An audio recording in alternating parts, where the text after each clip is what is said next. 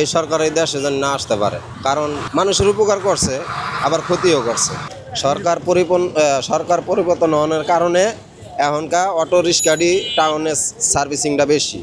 Income আগের মতন তো নাই, আগের থেকে কম, কিন্তু বিশেষ ঘটনা হইলো আপনার এখন সার্জেনের চাপটাও কম, সার্জেনেরা ডিস্টার্ব করে না, লাইসেন্সটা দেখার পরে ছাইরা দেয়। আগে যেরকম 1000-1500 পাইতাম, এখন 500-600 টাকা, আবার কোনো সময় জমা ওঠে না। কম পাওয়ার কারণ হইলে আপনার অটো রিক্সা যেভাবে চলতেছে সেইভাবে, মানে এনতে মোহাম্মদপুরে আগে যেহেতু আমরা সিএনজি লাগতো, এরা অটো রিক্সা লওয়া জায়গা, পল্টনে জায়গা, বিভিন্ন জায়গা সাইনবোর্ড নারায়ণগঞ্জ ছাড়া অটো দিয়ে জায়গা, বুঝতে পারছেন? সেই ক্ষেত্রে আমগো ভাড়াটা কম হন।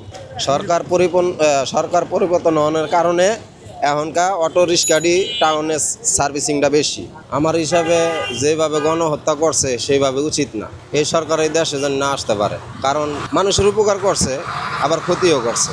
যেরকম নির্দেশ দিয়ে দিচ্ছে গুলি করার লেগে সাধারণ মানুষ মরছে, প্রশাসন মরছে, আপনার সাধারণ ছাত্র জনতা মরছে।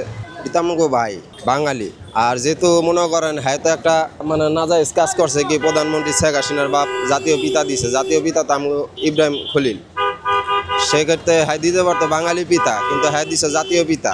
জাতীয় পিতা কে? এটাও তো একটা নাজায়েজ কথা। তো যেহেতু ভাই নির্বাচনে যদি আসেও, তাই নির্বাচনে পাস করতে পারবো না আওয়ামী লীগ সরকার, এটা নিশ্চিত। আমার হিসাবে যে উন্নয়ন করছে ঢাকা শহর বলতে না, অল বাংলাদেশে উন্নত করছে। উন্নত করলে যেরকম আওয়ামী লীগ সরকার অন্য অন্য সরকারের দেখাইছে, বিরোধী দলের দেখাইছে, তো যেহেতু বিএমপিও যদি আসে তাহলে আবার অন্য অন্য সরকারের আবার বিএমপি দেখাই দিব। এই যে ব্রিজ মিরিজ ফেলায় আবার এই সেই রাস্তাঘাট উন্নত তো হয়েছে, কিন্তু আবার যে সরকারটা আইব সে উন্নত এর বেশি করব, কারণ আওয়ামী লীগ সরকার এটা দেখাই দিচ্ছে, বুঝতে পারছেন?